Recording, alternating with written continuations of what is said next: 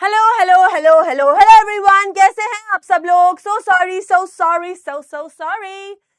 Late हो गया थोड़ा सा क्लास शुरू करने में, क्योंकि बोर्ड का थोड़ा इशू हो गया था। बोर्ड हैंग हो गया था पीपीटी के साथ और वो आगे मूव नहीं कर रहा था, इस वजह से। Hello hello, good evening good evening good evening, नमस्ते नमस्ते एवरीबॉडी। क्या हाल चाल, क्या हाल चाल? Hello hello hi. तो कल मैं आप लोगों के क्लास के फर्स्ट क्लास के बाद के कमेंट्स पढ़ रही थी एंड देवर सो प्यारे प्यारे कि मैम बहुत अच्छे से समझ आया, हमने अपनी डीपीपी शीट कंप्लीट करी। फटाफट से मुझे चैट बॉक्स में बताएंगे किस किस ने अपनी डीपीपी शीट्स कंप्लीट करी हैं। प्लीज मुझे चैट बॉक्स में बता दीजिए किस किस ने कंप्लीट किए डीपीपी शीट। फटफट बता दो मुझे चैट बॉक्स में, फटफट।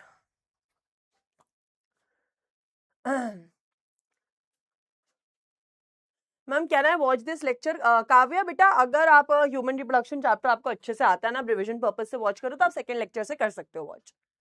करिए, वेरी गुड। देखो बेटा, कोई भी क्लास का मतलब तभी होता है जब आप उसका क्वेश्चन सॉल्व करते हो।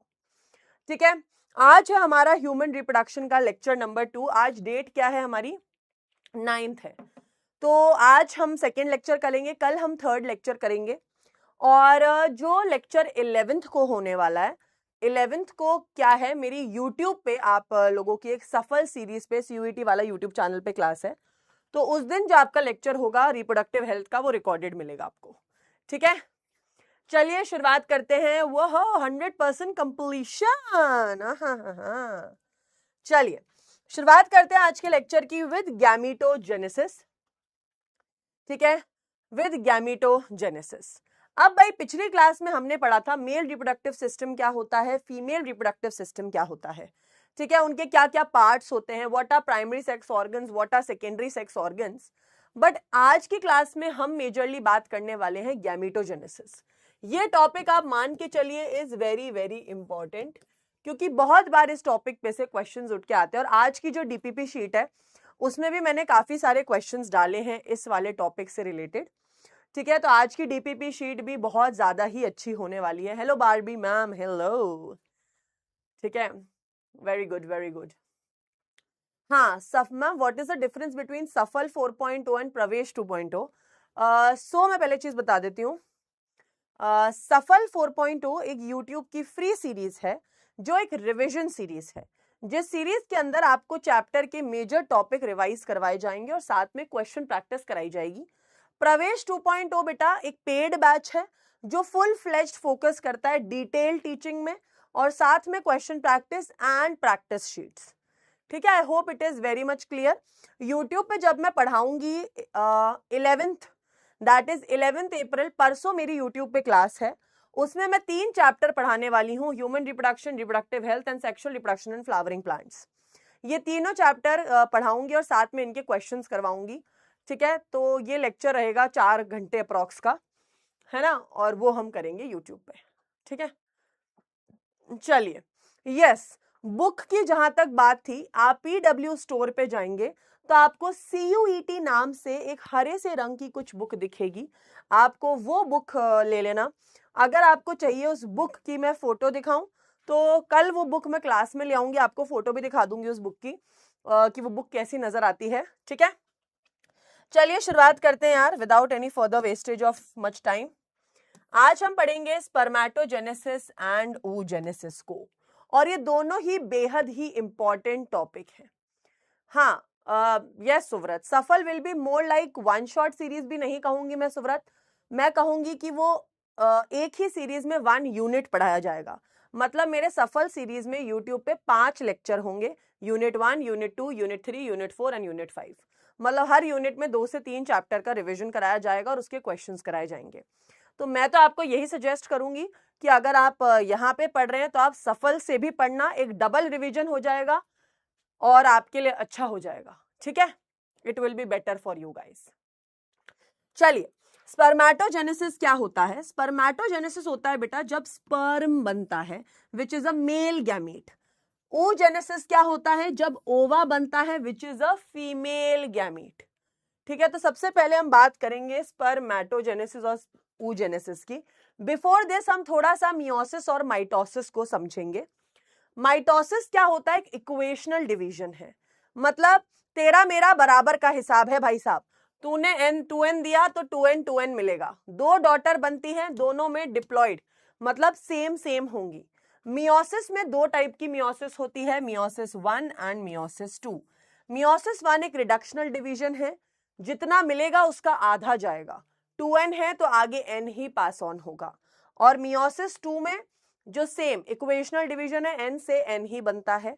ठीक है, ये मेजर डिफरेंस आपको पता होना चाहिए मियोसिस और माइटोसिस का। अब हम शुरुआत करने वाले हैं हमारे टॉपिक स्पर्मेटोजेनेसिस की। आ जाइए, तो अब हम शुरू करेंगे टॉपिक स्पर्मेटोजेनेसिस। ठीक है, स्पर्मेटोजेनेसिस मतलब होता है स्पर्म कैसे बना। आप लोगों को एक चीज बताती हूँ जो कि बहुत मजेदार बात है। किस किसने 3 इडियट्स मूवी देखी है, फटाफट से मुझे बताएंगे। 3 इडियट्स मूवी किसने देखी है? सबने देखी होगी आई थिंक, यहाँ पे जितने भी लोग प्रेजेंट है। नहीं देखी तो बेटा एग्जाम्स के बाद जरूर देखना। उस मूवी की स्टार्ट ही इससे होती है जब आर माधवन करके जो हीरो हैं वो उसमें एक लाइन शुरू करते हैं उस मूवी की कि मिलियंस ऑफ स्पर्म की रेस में मैं जीता और मैं पैदा हुआ, है ना। उस मूवी की शुरुआत ही ऐसे। तो बेटा आप लोग बचपन से ही विनर हो। क्यों? क्योंकि आप मिलियंस ऑफ स्पर्म की रेस में जीत चुके हो। सोचो, जब एक ह्यूमन मेल डिस्चार्ज करता है सीमेन, उसमें अराउंड मिलियंस ऑफ स्पर्म्स होते हैं, और उन मिलियंस ऑफ स्पर्म्स में से सिर्फ एक ही स्पर्म होता है जो अंडे को फर्टिलाइज करता है। तो सोचो, जब आप मिलियंस ऑफ स्पर्म्स की रेस में जीत चुके हो तो आप अपनी लाइफ में भी जीतोगे ही। ठीक है, तो ये बात याद रखना कि आप अपने आप में बहुत स्पेशल हैं। कई बार हम हमारी जिंदगी में बहुत डीमोटिवेटेड फील करते हैं और हम सोचते हैं कि यार मैम यार मेरे से ना ये हो नहीं रहा है, ये कॉम्पिटिटिव एग्जाम नहीं निकल रहे हैं, मेरे साथ वाले बच्चे तो बहुत होशियार हैं, मेरे से तो क्वेश्चन प्रैक्टिस ही नहीं हो पाती है। तो मैं तुम्हें यही चीज रियलाइज कराना चाहती हूँ कि you are special in your own way. आप अपने आप में स्पेशल हैं। ठीक है, and that's a reality check. ठीक है, चलिए, तो स्पर्मेटोजेनेसिस में क्या होता है, हमारे पास होता है स्पर्मेटोगोनिया। क्या होता है ये? स्पर्मेटोगोनिया। स्पर्मेटोगोनिया जो होता है ये 2n होता है, क्योंकि मेल के पास होते हैं 44 प्लस XY क्रोमोसोम्स, तो ये डिप्लॉयड होता है। अब स्पर्मेटोगोनिया क्या करता है? माइटोसिस करके बहुत सारे प्राइमरी स्पर्मेटोसाइट बनाता है। तो ये क्या करेगा? ये करेगा माइटोसिस और बनाएगा बहुत सारे प्राइमरी स्पर्मेटोसाइट। और माइटोसिस की प्रोसेस है तो 2n से 2n ही बनेगा। क्या बनाएगा? Primary spermatocyte. सीधी बात है, क्योंकि माइटोसिस हो रहा है तो 2n से 2n ही बनेगा, है ना मैम? सही बात है यार। ठीक है, फिर हम बात करते हैं कि ये प्राइमरी स्पर्मेटोसाइट करता है मियोसिस। क्या करेगा ये? मियोसिस 1। और जब भी कोई चीज मियोसिस 1 करती है तो वो कितना, क्या प्लॉइडी होगी? 2n या n? भाई मियोसिस 1 में प्लॉइडी हाफ हो जाती है, which means it will be n and n। मतलब यहां पे कंडीशन होगी 22 प्लस एक्स या 22 प्लस वाई। आधे एक्स क्रोमोसोम इधर है, आधे वाई क्रोमोसोम इधर है। अब ये करेगा मियोसिस 2। ठीक है, अब ये क्या करेगा? It will do meiosis 2। ये करेगा भाई मियोसिस 2। अच्छा, ये क्या बने थे? ये बने थे सेकेंडरी स्पर्मेटोसाइट। Secondary spermatocyte. अब सेकेंडरी स्पर्मेटोसाइट करेंगे मियोसिस 2। मियोसिस 2 करके ये क्या बनाएंगे? मियोसिस 2 करके ये बनाते हैं that is n n n n वाले स्पर्मेटिड्स। और ये स्पर्मेटिड्स क्या करते हैं? समय के साथ ग्रो होने लगते हैं। इन स्पर्मेटिड्स की पूंछ निकलने लगती है, नेक बनने लगती है, और ये बना लेते हैं क्या? स्पर्म। ये क्या बना लेते हैं? स्पर्म। इसे कह सकते हैं स्पर्म, या स्पर्म को कहा जाता है स्पर्मेटोजोआ। ठीक है, अब यहां पर एक क्वेश्चन, स्पर्मेटिड से स्पर्म बनने की प्रोसेस को कहते हैं, स्पर्मेटिड से स्पर्म बनने की प्रोसेस को कहते हैं स्पर्मियोजेनेसिस। स्पर्मियोजेनेसिस। ठीक है, क्वेश्चन पूछा जाता है what is the difference between spermiogenesis and spermatogenesis. Spermatogenesis का मतलब होता है स्पर्मेटोगोनिया से स्पर्म बनना, स्पर्मियोजेनेसिस का मतलब होता है स्पर्मेटिड से स्पर्म बनना। क्लियर है?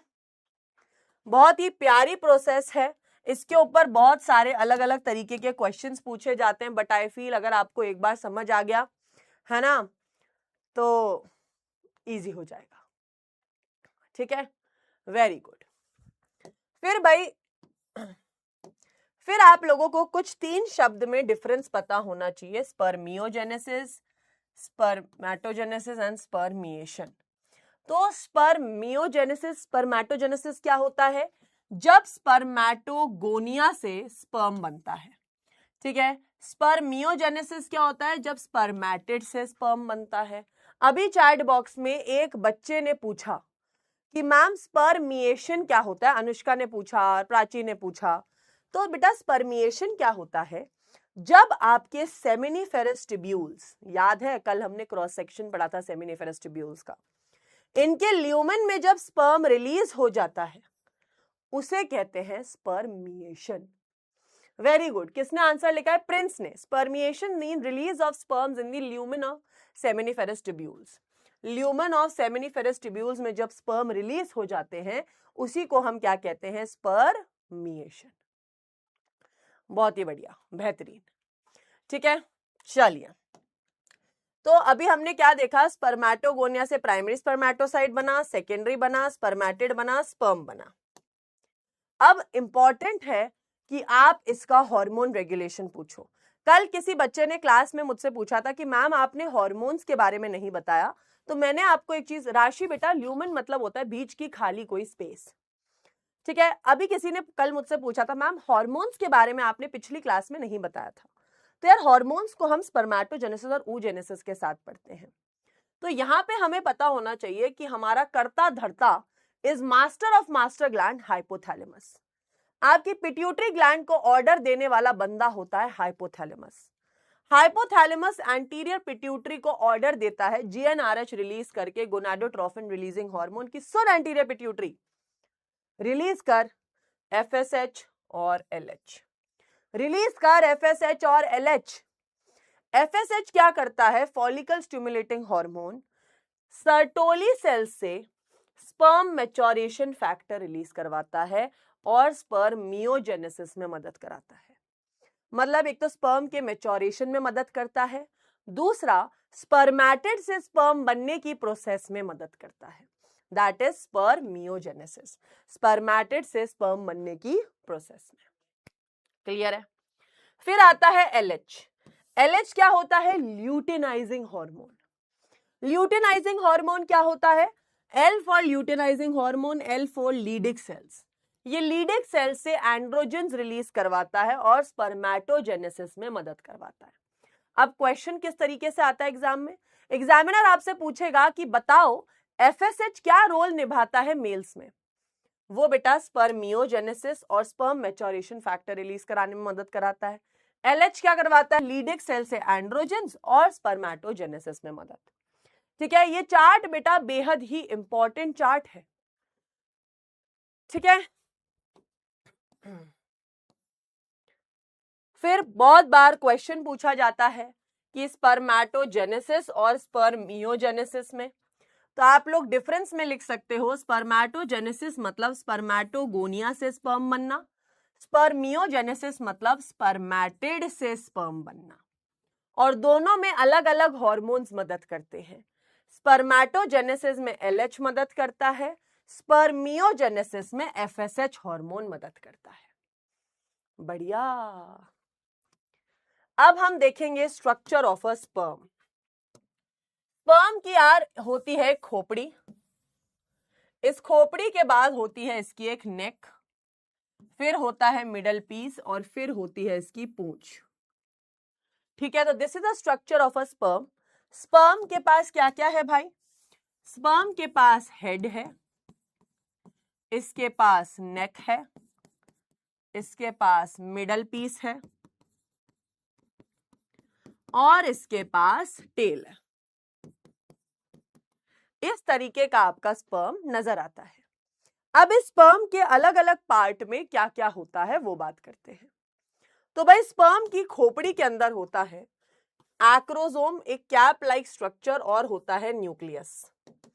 क्या होता है इसकी खोपड़ी में? एक्रोसोम और होता है न्यूक्लियस। एक्रोसोम क्या होता है बेटा? एक कैप लाइक स्ट्रक्चर है जिसमें एंजाइम्स भरे होते हैं। इसमें क्या होते हैं? एंजाइम्स भरे होते हैं। फिर ये क्या है? न्यूक्लियस, जिसमें जेनेटिक मटेरियल होता है। अब इसकी नेक वाले रीजन में प्रेजेंट होते हैं 2 सेंट्रियोल्स, और ये सेंट्रियोल बनाता है एक्सियल फिलामेंट। ये क्या है? 2 सेंट्रियोल्स। अब आता है मिडल पीस। मिडल पीस वाले हिस्से में होते हैं ऐसे अरेंज्ड माइटोकॉन्ड्रिया, क्योंकि भाई स्पर्म को मूवमेंट करने के लिए एनर्जी चाहिए, और एनर्जी कौन बनाएगा? माइटोकॉन्ड्रिया। कौन बनाता है एनर्जी? माइटोकॉन्ड्रिया। यह आपके सीयूईटी में पूछा गया क्वेश्चन है। Mitochondria is present in which region of the sperm? Middle piece. ठीक है बेटा तनिष्क, मैंने बुक सजेस्ट कर दी है। पीडब्ल्यू स्टोर पे जब आप सीयूईटी की क्वेश्चन बैंक डालोगे आपको एक बुक नजर आएगी। वो कैसी दिखती है कल मैं आपको लाके दिखा दूंगी, राइट। फिर भाई ये क्या था? ये था एक्सियल फिलामेंट।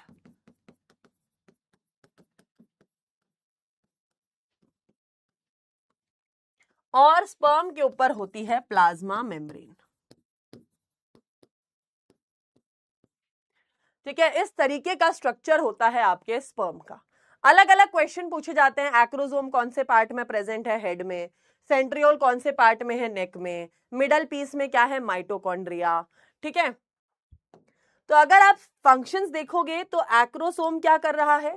एक्रोसोम एक कैप जैसा स्ट्रक्चर है जिसमें एंजाइम्स होते हैं, क्योंकि जब बेटा स्पर्म अंडे के पास जाएगा तो वो अंडे की लेयर्स को तोड़ेगा कैसे? एक्रोसोम की मदद से। एक्रोसोम की मदद से, ठीक है, क्योंकि वो एंजाइम्स रिलीज करेगा। मैम बुक लेना जरूरी है? अरे नहीं बेटा, डिपेंड करता है आप लोग प्रैक्टिस करना चाहते हो क्या। और सीधी बात है, बिना प्रैक्टिस के तो काम चलेगा नहीं सीयूईटी में। तो क्वेश्चंस तो लगाने पड़ेंगे, अब उसके लिए कोई ना कोई बुक तो आपको लेनी पड़ेगी। हाँ, NCERT finger tips is also a good book, आप वो भी यूज कर सकते हो। यस, ठीक है, तो it is a cap like structure जो एंजाइम्स रिलीज करता है और oocyte की मेम्ब्रेन को तोड़ने में मदद करता है। हेड क्या है? हेड में न्यूक्लियस है जो क्रोमोसोम और मटेरियल होता है। मिडिल पीस में क्या है? माइटोकॉन्ड्रिया जो एनर्जी देता है ताकि स्पर्म मूवमेंट कर सके। टेल किस में मदद करती है भाई? पूंछ तो मोटिलिटी में मदद करती है, मूवमेंट में मदद करती है। ऐप से कर लो बेटा। मैम ये सारी स्लाइड्स 12 सीबीएसई में सेम यूज करी थी। देखो बेटा, कंटेंट तो चेंज नहीं हो जाएगा ना, कंटेंट तो मेरी जान सेम ही रहेगा। अब आप सोचो कि मैम सीयूईटी के लिए पढ़ा रही है तो मैम ह्यूमन रिप्रोडक्शन का कुछ वो पार्ट पढ़ा दे जो सीबीएसई में नहीं है। बेटा क्लास 12 सीबीएसई हो या सीयूईटी हो चाहे नीट हो, कंटेंट ऑफ द चैप्टर तो सेम रहेगा, क्वेश्चन पैटर्न चेंज हो जाता है। ठीक है, अप्रोच डिफरेंट हो जाती है। अभी अगर आप देखोगे मेरे पढ़ाने के तरीके में अप्रोच ये है, मैं आपको एमसीक्यू बेस्ड स्टडी करा रही हूं। जब हम बोर्ड्स के लिए पढ़ते हैं हम सब्जेक्टिव बेस्ड स्टडी करते हैं, है ना। तो कंटेंट तो मेरी जान सेम ही रहेगा। आप मेरी यूट्यूब पे कोई भी लेक्चर्स खोलोगे कंटेंट तो सेम ही रहेगा। अब मैं ह्यूमन रिप्रोडक्शन में फीमेल रिप्रोडक्टिव सिस्टम और मेल रिप्रोडक्टिव सिस्टम ही पढ़ाऊंगी, पौधे का तो नहीं पढ़ा दूंगी। सिंपल है ना। तो बेटा थोड़ा लॉजिकल रहना चाहिए हमको कुछ चीजों में, है ना। आप चेंज तो नहीं कर दोगे। कई बच्चे ऐसा मैम पीपीटी तो सेम है। अरे भाई पीपीटी कैसे बदल दूंगी मैं? क्वेश्चंस चेंज कर दूंगी, उसमें क्वेश्चंस चेंज हो जाते हैं, पढ़ाने का तरीका अलग हो जाता है ना। वेरी गुड, चलो आगे बढ़ते हैं। फिर हम बात करते हैं जो मैंने आपसे क्लास की स्टार्टिंग में करी थी। एक नॉर्मल हेल्दी मेल बेटा 25 to 5 ml of semen secrete करता है, जिसमें 200 से 300 मिलियन स्पर्म्स होते हैं। अब आप देखो उन 200 में से 300 मिलियन स्पर्म में कहा जाता है 60% स्पर्म का शेप एंड साइज सही होना चाहिए और उनमें 40% स्पर्म्स में अच्छी खासी मोटिलिटी होनी चाहिए, तभी बेटा वो मेल हेल्दी कहलाएगा, तभी वो मेल हेल्दी कहलाएगा। क्लियर? फटाफट से मुझे चैट बॉक्स में बताएंगे क्या सबको क्रिस्टल क्लियर है मेल रिप्रोडक्टिव सिस्टम का पार्ट सारा, स्पर्मेटोजेनेसिस, स्पर्म, क्या सबको क्लियर है? Ma'am can you use NEET book to practice questions for CUET? हाँ जी अध्याशा, आप यूज कर सकते हो। मैम आप बहुत अच्छा पढ़ा रहे हो, thank you Vishwapreet, means a lot.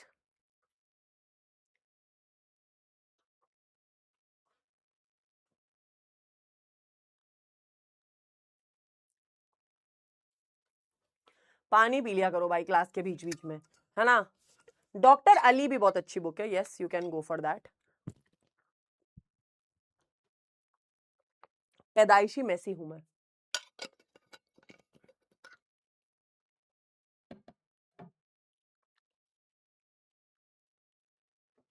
Ma'am all domain subjects की वन बुक ठीक है, हाँ अगर क्वेश्चंस हैं sufficient it is okay. Ma'am can we buy Arihant? अगर बेटा अरिहंत में एमसीक्यूज हैं तो यस। तो ये डायग्राम आपकी एनसीईआरटी में दे रखा है। इस डायग्राम में दिखा रखा है कि नीचे कैसे स्पर्मेटोगोनिया है, फिर आपके primary spermatocyte, secondary spermatocyte, spermatid और स्पर्म्स हैं। इस तरीके से ये डायग्राम है। हालांकि सीयूईटी में आज तक इस डायग्राम के ऊपर कोई क्वेश्चन नहीं आया, बट हमें हर चीज मान के चलनी है भाई साहब। स्पर्म का डायग्राम हम ऑलरेडी बना चुके हैं, तो हमें चिंता विंता करने की जरूरत नहीं है। ठीक है, चलिए आ जाइए क्वेश्चन देखते हैं थोड़े से। स्पर्मेटिड जब स्पर्म बना देता है उस प्रोसेस को क्या कहते हैं?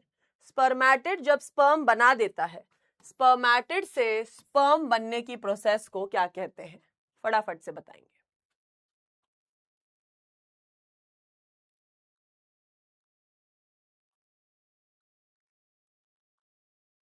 Ma'am what does CC mean? Sania it means crystal clear मेरा बच्चा।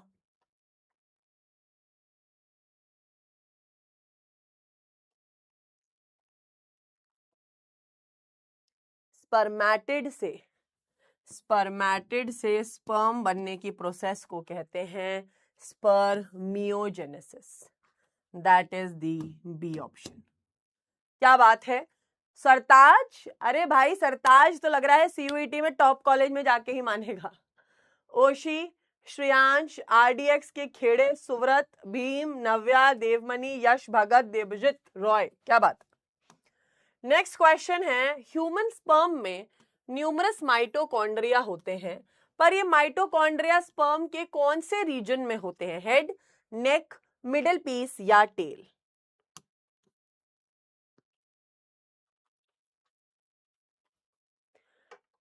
सरताज भाई ओपी, हाँ जी भाई ओपी तो है वो। अच्छा मैं बोर्ड के सामने ही खड़ी हो गई, इधर खड़ी हो जाती हूँ।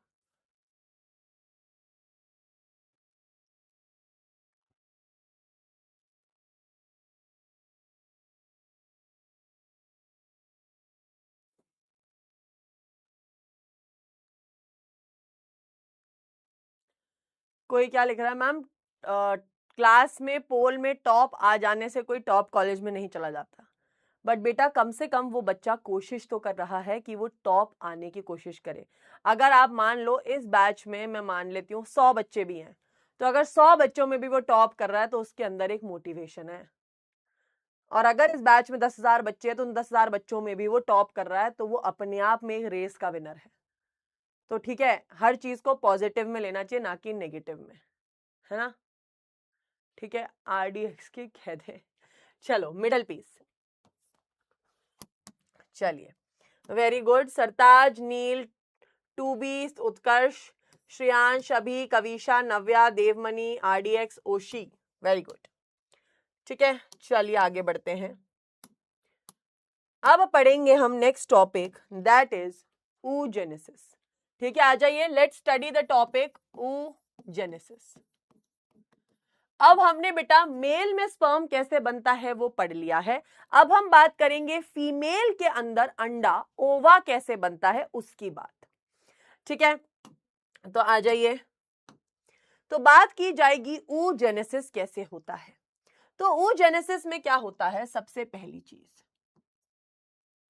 ध्यान देना, ध्यान देना, oogenesis मतलब होता है सबसे पहले एक oogonia होता है 2n।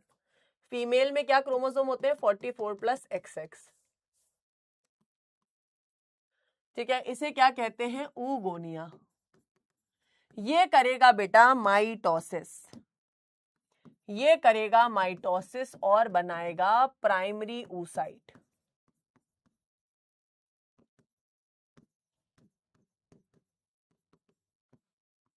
पर अब मैं तुम्हें एक बहुत प्यारी बात बताती हूं कि यार जो प्राइमरी oocyte होता है ना, बहुत नखरीला होता है, क्योंकि आखिरकार लड़कियां बेटा, हाल girls are never simple, girls are complicated.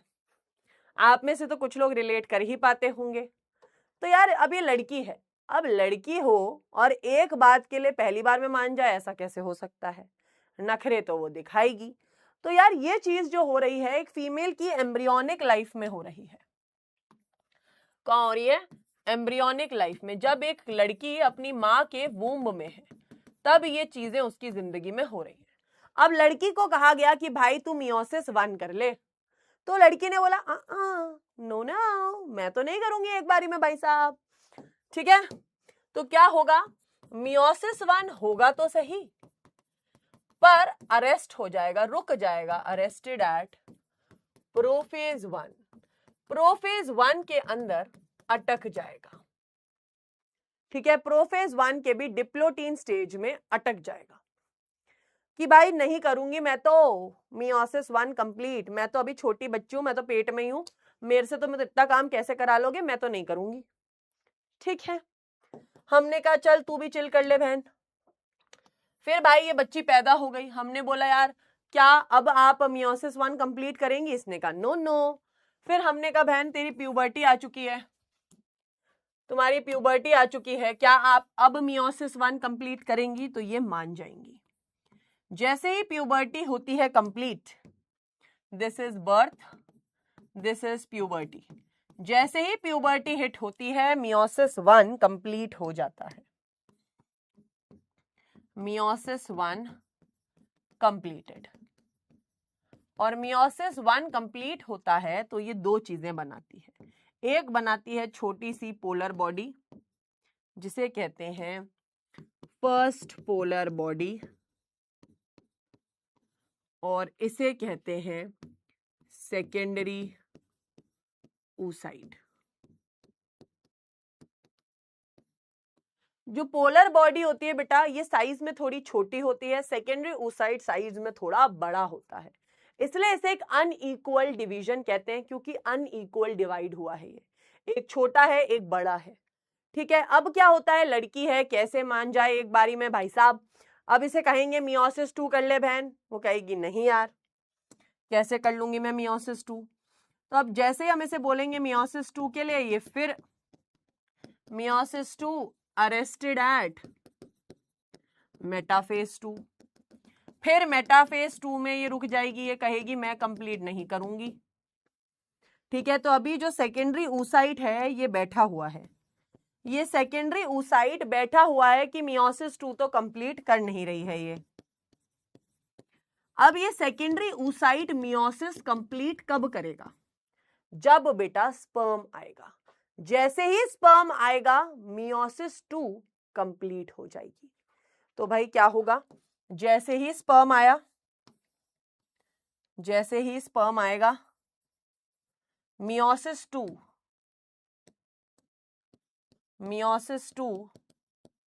Completed, meiosis 2 complete हो जाएगी और ये क्या बना लेगी? ये बनाएगी एक छोटी सेकेंड पोलर बॉडी एंड बनाएगी ovum, ovum and second polar body. ये क्वेश्चन बेटा सीयूईटी में पूछा जा सकता है कि मियोसिस 2 कंप्लीट कब होती है? जब स्पर्म आ जाता है। ठीक है, और मियोसिस 2 कंप्लीट होने के बाद क्या बनता है? Second polar body and ovum. Clear? N बेटा प्लॉइडी एन होगी ना। ये पोलर बॉडी भी बेटा डीजेनरेट हो जाती क्योंकि अनइक्वल डिवीजन है, ये दोनों पोलर बॉडीज डीजेनरेट ही हो जाती हैं। ठीक है, बहुत इजी सा कॉन्सेप्ट था इस चीज का। एक बार वापस बता देती हूँ कॉन्सेप्ट को कि सबसे पहले एक oogonia होता है जो माइटोसिस करता है और प्राइमरी oocyte बनाता है। प्राइमरी oocyte मियोसिस 1 शुरू तो करता है, बट मियोसिस 1 शुरू करने के बाद कंप्लीट नहीं कर पाता क्योंकि वो रुक जाता है प्रोफेज 1 में। पर मियोसिस 1 कंप्लीट होता है जैसे ही प्यूबर्टी हिट होती है। प्यूबर्टी हिट होते ही मियोसिस 1 कंप्लीट होता है और बनती है फर्स्ट पोलर बॉडी और सेकेंडरी oocyte। अब सेकेंडरी oocyte जब मियोसिस 2 करता है वो फिर रुक जाता है मेटाफेज 2 में, और वो कब कंप्लीट करता है अपना मियोसिस 2? जब स्पर्म आ जाता है, फर्टिलाइजेशन हो जाता है। ठीक है, और बनाता है second polar body and ovum. तो यहाँ पे यही चीज लिखी हुई है मैंने आप लोगों के लिए कि दो कंडीशन हो सकती है मियोसिस 2 में। अगर भाई स्पर्म आ गया तो मियोसिस 2 कंप्लीट हो जाएगी और सेकेंड पोलर बॉडी और ओवम बन जाएंगे। पर तुम में से किसी ने ये क्वेश्चन पूछा ही नहीं, मैम अगर स्पर्म आया ही नहीं तो क्या होगा? तो अगर बेटा स्पर्म आया ही नहीं तो भाई मियोसिस 2 इनकम्प्लीट रह जाएगी और एक फीमेल को पीरियड्स आ जाएंगे, मेंस्ट्रुएशन। क्लियर? क्लियर?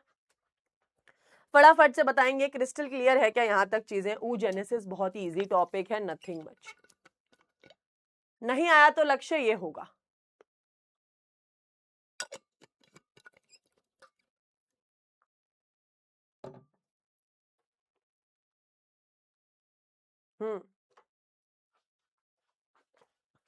क्या बात है, क्लियर है? वेरी गुड भाई। मुझे नहीं पता, मुझे तुम में से अधिकतर लोग रिजल्ट सेलिब्रेशन ऑफ सीयूईटी में यहाँ पर चाहिए, मेरे से मिलने आने चाहिए तुम सब लोग सीयूईटी में सिलेक्शन के बाद। ठीक है, मेरा टेलीग्राम चैनल का लिंक मैं कल आपको, मुझे याद दिलाना, मैं नेक्स्ट क्लास में टेलीग्राम चैनल का लिंक लगवा दूंगी स्लाइड के अंदर, और आप लोग टेलीग्राम चैनल ज्वाइन कर लेना जहां अपन लोग जुड़े रहेंगे एग्जाम तक, ताकि आप लोग मेरे को कांटेक्ट कर पाओ ड्यूरिंग योर रिजल्ट टाइम। ठीक है, चलिए अब आता है फॉलिक्यूलर डेवलपमेंट। अब होता क्या है मैम फॉलिक्यूलर डेवलपमेंट? ठीक है ना? फॉलिक्यूलर डेवलपमेंट क्या होता है तुम्हें मैं बताती हूँ। बेसिकली जो हमारी ओवरी है, हमारी जो ओवरी है इसके अंदर बन रहे हैं फॉलिकल्स इस तरीके से, primary follicle, secondary follicle, tertiary follicle, Graafian follicle. ठीक है, तो ये फॉलिकल्स के अंदर oocyte प्रेजेंट होते हैं।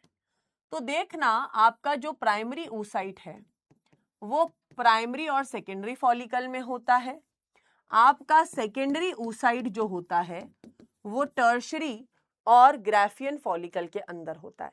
मतलब ये जो आपके oocyte है बेटा, इसके चारों ओर एक फॉलिकल्स की कवरिंग है। तो ये फॉलिकल्स के बारे में अब हम पढ़ने वाले हैं।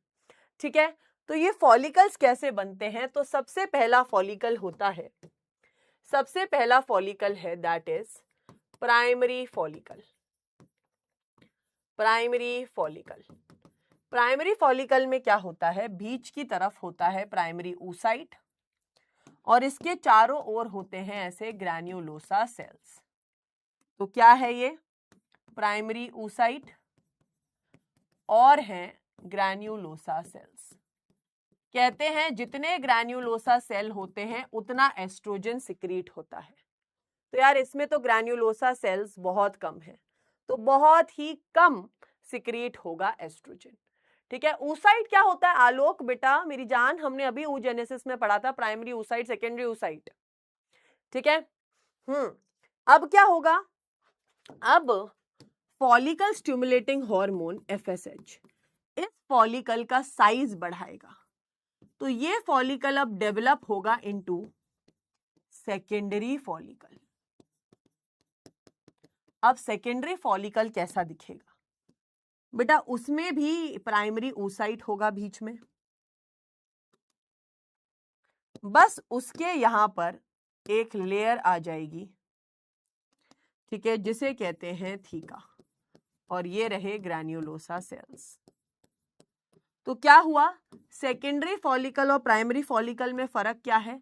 एक तो सेकेंडरी फॉलिकल का साइज बड़ा है, ग्रैन्युलोसा सेल्स पिछली बार से थोड़े ज्यादा हैं और एक थीका की लेयर बन गई है, एक बाहर थीका की लेयर बन गई है। This is the difference between primary and secondary follicle. एक तो साइज में बड़ा है, थीका की लेयर आ गई है, ग्रैन्युलोसा सेल्स ज्यादा है। क्लियर? तो ये दो फॉलिकल्स तो हमने पढ़ लिए। अब हम ये फॉलिकल बेटा और बड़ा होगा, इस फॉलिकल का साइज विल इंक्रीज, और ये क्या होगा, जैसे ही एफएसएच हार्मोन क्या करेगा, इनका साइज बढ़ाएगा, and this third follicle will be formed which is called as tertiary follicle. Tertiary follicle कैसा दिखेगा, बीच में बन जाएगा सेकेंडरी oocyte, यहां पे थीका की बेटा अब 2 लेयर्स हो जाएंगी, there are 2 layers of theca. ठीक है, बीच में बन जाएगी एक फ्लूइड से भरी कैविटी एंट्रम, और प्रेजेंट होंगे खूब सारे ग्रैन्युलोसा सेल्स। ठीक है, तो क्या होगा, this is secondary oocyte, these are granulosa cells। Theca की लेयर 2 में डिवाइड हो गई, थीका एक्सटर्ना बाहर वाली थीका, एक अंदर वाली थीका इंटरना। और ये तुम्हें नीली नीली जो कैविटी नजर आ रही है, ये क्या है, ये नीली नीली cavity, this is called as fluid filled cavity called as antrum.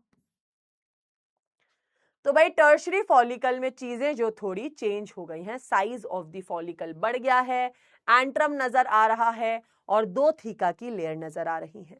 अब क्या होगा, ये और डेवलप होगा। ठीक है, एफएसएच हार्मोन की वजह से ये और बड़ा होगा साइज में, और ये बनाएगा हमारा चौथा फॉलिकल, जिसे हम कहते हैं ग्राफियन फॉलिकल। ग्राफियन फॉलिकल कैसा दिखेगा, ग्राफियन फॉलिकल बेटा के oocyte के ऊपर एक लेयर आ जाएगी जिसे कहते हैं जोना पेलुसिडा।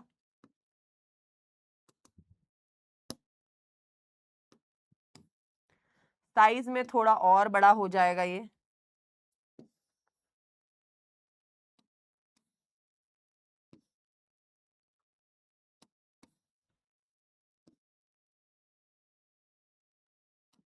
एक सेकेंड,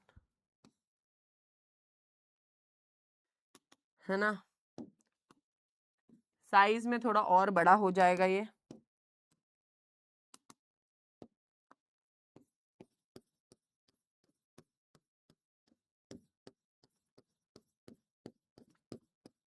बस एक नई चीज हमें यहां दिखने मिली है, दैट इज सेकेंडरी oocyte के आसपास एक लेयर आ गई है जिसे कहते हैं जोना पेलुसिडा। एंट्रम भी है इसके पास, ग्रैन्युलोसा सेल्स भी हैं इसके पास, और बेटा इसके पास है theca interna and theca externa. तो अब तुम मुझे बताओ, ठीक है, अब तुम मुझे बताओ सबसे ज्यादा एस्ट्रोजन कौन सा फॉलिकल सिक्रीट करेगा, जिसके पास सबसे ज्यादा एफ ग्रैन्युलोसा सेल्स होंगे। सबसे ज्यादा ग्रैन्युलोसा सेल्स किसके पास है, ग्राफियन फॉलिकल के पास। तो ग्राफियन फॉलिकल बेटा सबसे ज्यादा एस्ट्रोजन रिलीज करवाएगा।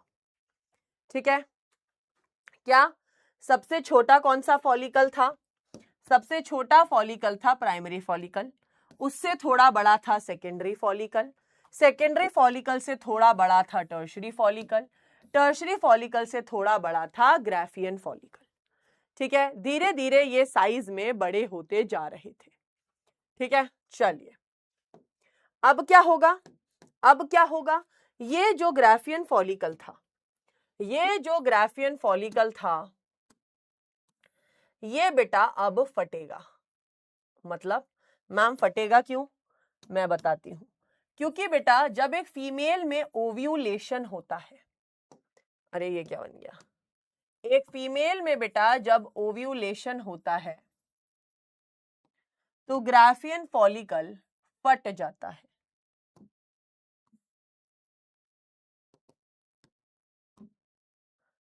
अभी क्या होगा, एक फीमेल में जब ओव्यूलेशन शुरू होगा,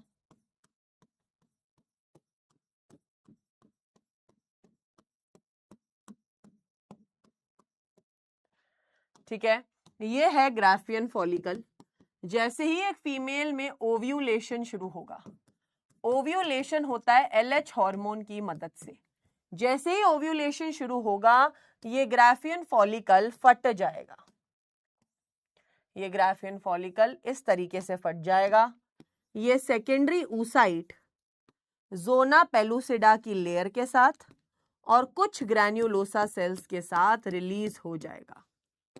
ठीक है, इस समय पे इसको कहते हैं सेकेंडरी oocyte जोना पेलुसिडा, और कुछ ग्रैन्युलोसा सेल्स को कहा जाता है कोरोना रेडिएटा। कोरोना रेडिएटा कहा जाता है उन कुछ ग्रैन्युलोसा सेल्स को जो रिलीज हो गए हैं साथ में। ठीक है, ये ग्राफियन फॉलिकल क्या है, फट गया है और इसमें से सेकेंडरी oocyte रिलीज हो गया है। इस प्रोसेस को कहते हैं ओव्यूलेशन। अब जो बचा हुआ हिस्सा है, ये बचा हुआ हिस्सा क्या करेगा, ये डीजेनरेट होगा और एलएच हार्मोन की मदद से ये क्या बनाएगा, ये बनाएगा कॉर्पस लूटियम। कॉर्पस लूटियम, और ये कॉर्पस लूटियम बेटा दो हार्मोन्स रिलीज करवाता है, that is estrogen and progesterone. ठीक है, ये कॉर्पस लूटियम दो हार्मोन्स रिलीज करवाता है। मैम सपना पूछ रही है मैम ये फटता क्यों है? बेटा फटता इसलिए है, अब आप सोचो, मेल का स्पर्म फीमेल की बॉडी के अंदर आ चुका है, पर उसको अंडा ही नहीं मिलेगा तो कैसे काम चलेगा? तो ये अंडे का रिलीज होना भी जरूरी है। ठीक है, ये अंडे का रिलीज होना भी जरूरी है। क्लियर? अब अगर आप फीमेल के अंदर हार्मोन रेगुलेशन देखेंगे तो आप देख सकते हैं हाइपोथैलेमस एंटीरियर पिट्यूटरी को ऑर्डर देता है to release FSH and LH. FSH hormone females में फॉलिकल्स बनवाता है और एस्ट्रोजन रिलीज करवाता है। एलएच हार्मोन्स फीमेल्स में ओव्यूलेशन और कॉर्पस लूटियम बनवाता है। कॉर्पस लूटियम एस्ट्रोजन और प्रोजेस्टेरोन जैसे हार्मोन्स रिलीज करवाता है। ठीक है, एस्ट्रोजन क्या करता है, एंडोमेट्रियम की लेयर को थिक करता है और प्रोजेस्टेरोन एंडोमेट्रियम की लेयर को मेंटेन करता है। ठीक है, तो ओवरऑल आप देखोगे क्वेश्चन किस तरीके से पूछे जाते हैं।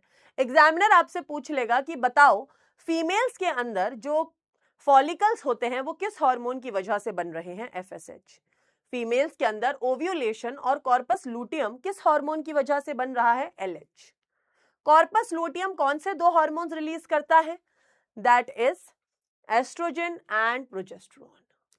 क्लियर? क्लियर? फटाफट से बताएंगे, क्रिस्टल क्लियर है क्या मेरी जान? फटाफट से एवरीबॉडी।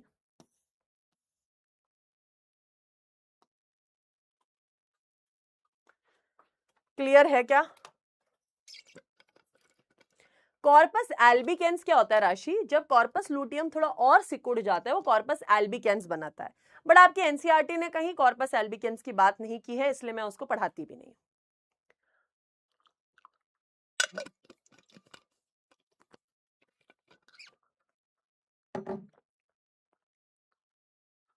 डन है?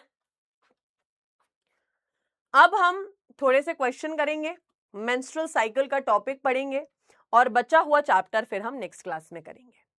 ठीक है, क्योंकि आज की क्लास में गैमेटोजेनेसिस और मेंस्ट्रुअल साइकिल तक बहुत है। कल की क्लास में हम फर्टिलाइजेशन, इम्प्लांटेशन, गेस्टेशन और पार्चुरेशन पढ़ेंगे। साथ में सीयूईटी के पीवाईक्यूज के क्वेश्चंस करेंगे। ठीक है, सीयूईटी के पीवाईक्यू के क्वेश्चन करेंगे। रेडी है ना? चलो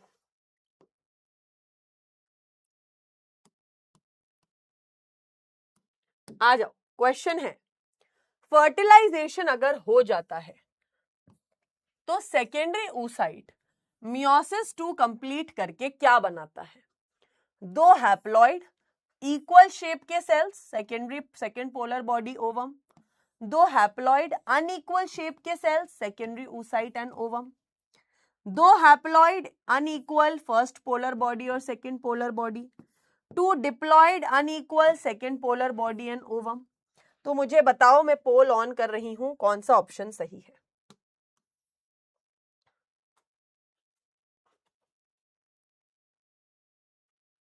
बेटा दूसरों को देख के आंसर मत लिखा करो, तुम्हें क्या लगता है वो आंसर लिखा करो, ताकि तुम्हारी नॉलेज टेस्ट हो।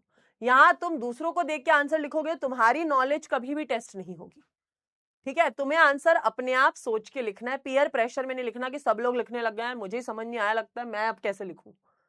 लिखो, ठीक है। चलिए, तो हम देख सकते हैं यार, दोनों सेल्स जो होते हैं हैप्लॉइड होते हैं, अनइक्वल होते हैं शेप में। एक होती है सेकेंड पोलर बॉडी, एक होता है ओवम। तो अगर आप देखोगे सेकेंड ऑप्शन एकदम सूट कर रहा है, which makes second option as the correct answer.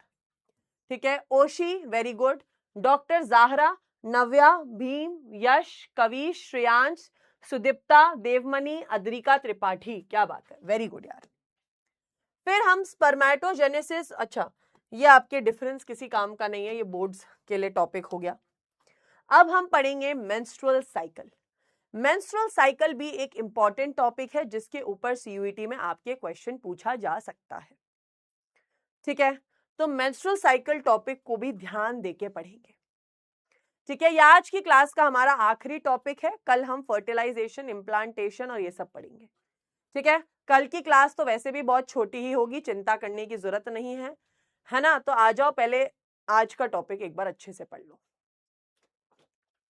ठीक है, चलिए, तो सबसे पहले हम पढ़ेंगे मेंस्ट्रुअल साइकिल के बारे में। तो मेंस्ट्रुअल साइकिल क्या होती है? Female primates, that is human, apps and monkeys में होती है।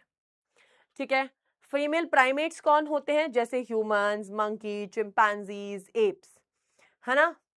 फिर क्या होता है, हर महीने एक फीमेल को ये साइकिल आती है। अब कई लोगों का क्वेश्चन होता है कि मैम यार नॉन जो प्राइमेट्स होते हैं उनके साथ क्या होता है? जैसे डॉग्स और कैट में मेंस्ट्रुअल साइकिल नहीं होती है, उनमें ईस्ट्रस साइकिल होती है। मेंस्ट्रुअल साइकिल की जब शुरुआत होती है उसे कहते हैं मेनार्क, जो प्यूबर्टी में शुरू होती है। मेंस्ट्रुअल साइकिल का रुक जाती है उसे कहते हैं मीनोपॉज, जो अप्रॉक्स 50 साल की उम्र में रुक जाती है। मेंस्ट्रुअल साइकिल नॉर्मली 28 से 30 दिन की होती है और प्यूबर्टी में शुरू होती है। ठीक है, तो आ जाइए, मेंस्ट्रुअल साइकिल में 4 टाइप के फेजेस होते हैं, menstrual phase, follicular phase, ovulation phase, secretory and luteal phase. तो आइए मेंस्ट्रुअल साइकिल का ग्राफ बनाते हैं। ठीक है, तो हम इसका ग्राफ बनाएंगे। ठीक है, 0 दिन से शुरू होती है, हम 28 डेज तक की साइकिल को ले रहे हैं। यहां पर हम लिखेंगे यूटेराइन इवेंट्स, यहां लिखेंगे हम, ठीक है, that is ovarian hormones, follicles and pituitary hormones.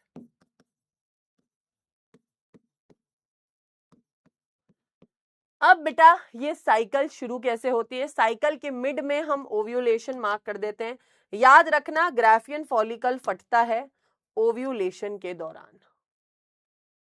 Graafian follicle कब फटता है? 14th डे के अराउंड, जब ओव्यूलेशन होता है। ठीक है, जब क्या होता है? ओव्यूलेशन होता है। अब यहाँ पे आप देखो, एक फीमेल है, उनको पीरियड्स शुरू हुए। ठीक है, एक फीमेल को पीरियड्स की शुरुआत हो चुकी है, और एक फीमेल को बेटा पीरियड्स कितने दिन तक आते हैं, कौन बताएगा? एक फीमेल को पीरियड्स बेटा 3 से 5 दिन तक आते हैं। इस फेज को हम कहते हैं मेंस्ट्रुअल फेज। जब एक फीमेल को बेटा 3 से 5 दिन तक के लिए पीरियड्स आते हैं, इस समय पर जो हॉर्मोन्स होते हैं एस्ट्रोजन एंड प्रोजेस्टेरोन, ये एकदम नॉर्मल रहते हैं। ठीक है, बात करें हम LH and FSH, LH and FSH वो भी नॉर्मल ही है। ठीक है, अब क्या होता है? नेक्स्ट फेज आता है जिसे कहते हैं फॉलिक्यूलर, फॉलिक्यूलर या प्रोलिफरेटिव फेज। ये फेज क्या होता है? जब एक फीमेल के अंदर फॉलिकल्स का डेवलपमेंट शुरू हो जाता है। ठीक है, मैं यहाँ पे हार्मोन्स के नाम लिख देती हूँ। एस्ट्रोजन, ये है प्रोजेस्टेरॉन, ठीक है, LH, FSH। ठीक है, तो अब क्या होगा? फॉलिकल्स का डेवलपमेंट शुरू होगा इस तरीके से। Primary follicle, secondary follicle, tertiary follicle, Graafian follicle. ठीक है, अब जब ये फॉलिकल्स डेवलप हो रहे हैं तो हमारे यूट्रस जो है वो भी हेल्दी होता जा रहा है। हमारा यूट्रस जो है दिन बर दिन हेल्दी बनता जा रहा है, क्योंकि यार हमारा यूट्रस तो चाहता ही है कि भाई मेरी जो सेहत है वो अच्छी होती जाए, क्योंकि अब बच्चा पैदा होने वाला है या फीमेल प्रेग्नेंट हो सकती है, तो यूट्रस की लेयर को अच्छा करना बहुत जरूरी है। तो आप याद रखना मेरी सारी फीमेल्स, जब आपको पीरियड्स होते हैं उसके बाद आपका यूट्रस वापस से अच्छा बनने की कोशिश करता है कि यार काश इस बार बच्चा बनेगा। ठीक है, तो यूट्रस अपनी लेयर को बहुत ज्यादा ही मजबूत कर लेता है। अब क्या होगा यहां पे ध्यान देंगे, जब ग्राफियन फॉलिकल बनेगा तो एस्ट्रोजन सबसे ज्यादा होगा। ठीक है, प्रोजेस्टेरॉन तो नॉर्मल ही रहेगा, पर जैसे इस फेज को बेटा क्या कहते हैं? फॉलिक्यूलर या प्रोलिफरेटिव फेज। अब क्या होगा बेटा? जैसे ही 14th डे आया, 14th डे होता है ओव्यूलेटरी फेज। जब होगा ओव्यूलेशन, 14th डे पे बेटा क्या होता है? ये जो आपका LH हार्मोन है ये एकदम पीक पे आ जाता है, FSH हार्मोन भी पीक पे आ जाता है, और इसी की वजह से ये ग्राफियन फॉलिकल फट जाता है और सेकेंडरी oocyte को रिलीज कर देता है। ठीक है, सेकेंडरी oocyte को रिलीज कर देता है, इसे कहते हैं LH सर्ज। LH सर्ज, क्योंकि LH अपनी पीक पे है, ओव्यूलेशन हो चुका है, 14th डे चल रहा है। पर अब बेटा जो बचा हुआ हिस्सा है वो क्या होगा? डीजेनरेट होगा और क्या बनाएगा? Corpus luteum. पर जब कॉर्पस लूटियम बनेगा तो यूट्रस एकदम हेल्दी हो चुका है, एकदम ग्लैंड्स बन चुकी हैं, और जब कॉर्पस लूटियम बनता है तो दो हार्मोन सबसे ज्यादा होंगे बॉडी में, एस्ट्रोजन एंड प्रोजेस्टेरॉन, क्योंकि कॉर्पस लूटियम सिक्रीट करवाता है उन दोनों को। ठीक है, इसी तरीके से इस आखिरी फेज को हम कहते हैं लूटियल या सिक्रीटरी फेज। ये डॉट बेटा 14 दिन का फेज होता है, इसे कहते हैं लूटियल या सिक्रीटरी फेज। क्लियर है? कितनी प्यारी थी आपकी मेंस्ट्रुअल साइकिल। मेंस्ट्रुअल साइकिल में, ठीक है, मेंस्ट्रुअल साइकिल में ओवरऑल आप देखोगे तो ज्यादा कुछ है ही नहीं, बहुत ही ज्यादा इजी होती है। ठीक है, बहुत ही ज्यादा इजी। क्लियर? फटाफट से बताएंगे। अब पता है, मैं बताती हूँ क्वेश्चन क्या क्या पूछे जा सकते हैं। अब तुम लोग मुझे आंसर्स देते जाना, मैं बताती हूँ क्वेश्चन किस तरीके से पूछे जाते हैं। क्वेश्चन बोलेगा, बताओ कौन सा हार्मोन है जो मेंस्ट्रुअल साइकिल में 2 बार पीक दिखाता है? एस्ट्रोजन 2 बार पीक दिखाता है। कौन सा हार्मोन है जिसकी वजह से ओव्यूलेशन हो रहा है? LH surge. कौन सा हार्मोन है जो कॉर्पस लूटियम के समय हाई है? Estrogen and progesterone. कौन सा फेज है जिसमें ओव्यूलेशन होता है? 14th डे, जिसे कहते हैं ओव्यूलेटरी फेज। ग्राफियन फॉलिकल जब बनता है तो सबसे ज्यादा हाई अमाउंट में कौन सा हार्मोन होता है? एस्ट्रोजन। ठीक है, पीरियड्स कितने दिन के होते हैं? 3 से 5 दिन के। इस तरीके से क्वेश्चन पूछे जाते हैं इस चैप्टर के अंदर। ठीक है, इस टॉपिक के अंदर से, और इससे ऊपर कोई क्वेश्चन पूछा भी नहीं जाता है। ठीक है, तो अगर तुम देखोगे तो मेंस्ट्रुअल साइकिल, जो मेंस्ट्रुअल फेज है वो 3 से 5 दिन का होगा। इस फेज में कॉर्पस लूटियम तो है ही नहीं, डिजेनरेट हो चुका है। एंडोमेट्रियम की लाइनिंग टूट रही है, वेजाइना से ब्लड बाहर आ रहा है, this is called as menstrual phase. Follicular या प्रोलिफरेटिव डेज कितने भी दिन का हो सकता है। इस समय पे प्राइमरी फॉलिकल से ग्राफियन फॉलिकल बनने तक की प्रोसेस शुरू हो जाती है, एंडोमेट्रियम की लेयर अच्छी तरीके से बनने लग जाती है। फिर आता है तीसरा फेज, ओव्यूलेटरी फेज, जो 14th डे पे होता है, जब FSH और LH पीक पर होते हैं, ग्राफियन फॉलिकल रप्चर हो जाता है और एंडोमेट्रियम की लेयर डेवलप है अच्छे से, ठीक है। फिर आता है लूटियल फेज, जो 14 डेज का होता है फिक्स्ड, और बेटा इस दिन में क्या होता है, जो ग्राफियन फॉलिकल का बचा हुआ हिस्सा है वो कॉर्पस लूटियम बना लेता है और एंडोमेट्रियम की लेयर अच्छे से डेवलप्ड रहती है। मैम पीरियड्स में दर्द क्यों होता है? बिकॉज ऑफ मायोमेट्रियम के अंदर स्मूथ मसल्स कॉन्ट्रैक्ट करती हैं, ठीक है। कितना ज्यादा इजी टॉपिक था। फालतू में लोग कहते हैं कि मेंस्ट्रुअल साइकिल का जो टॉपिक है वो हार्ड है, काफी बड़ी गलतफहमी। आ जाइए थोड़े से क्वेश्चंस करके देखते हैं और थोड़े से बेसिक्स पढ़ते हैं। तो भाई कुछ बेसिक्स हैं कि एक HCG करके एक हार्मोन होता है बेटा, जो LH के जैसा ही होता है, पर प्रेगनेंसी में LH से ज्यादा HCG काम करता है, वेरी सिमिलर टू LH। और HCG का फुल फॉर्म क्या होता है?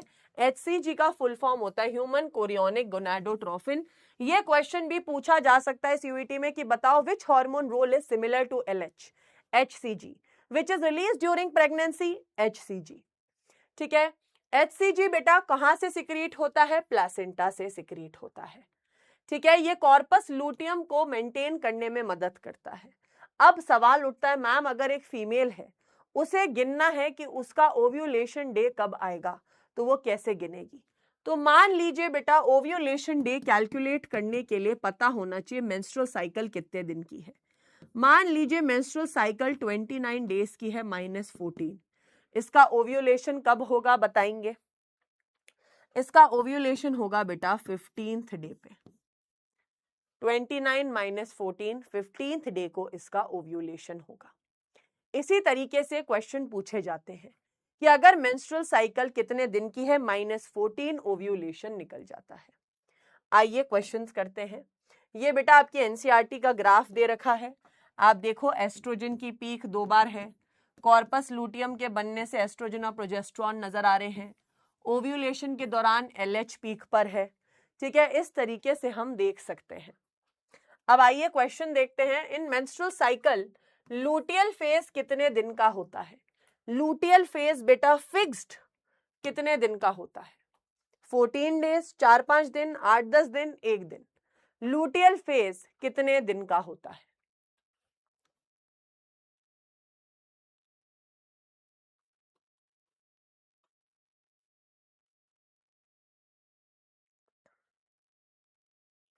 दैट इज 14 डेज का होता है लूटियल फेज, ठीक है। लूटियल फेज कितने दिन का होता है?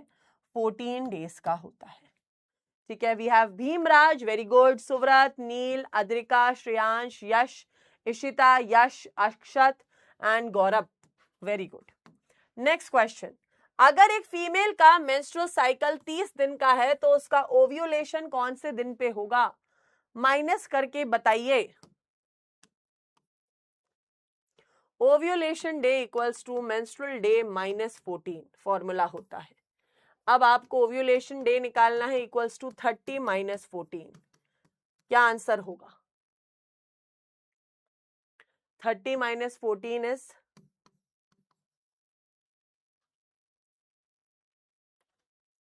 30 - 14 इज 16।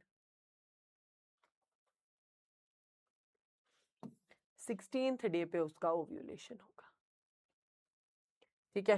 क्या बात है, very good. Sartaj, very good. Oshi, Navya, Yash, Mithi, Adrika, Neel, Ananya, Kavisha, Abhinav, very good. Which hormone shows its peak twice during menstrual cycle? कौन सा हार्मोन है भाई जिसकी पीक 2 बार नजर आती है मेंस्ट्रुअल साइकिल में?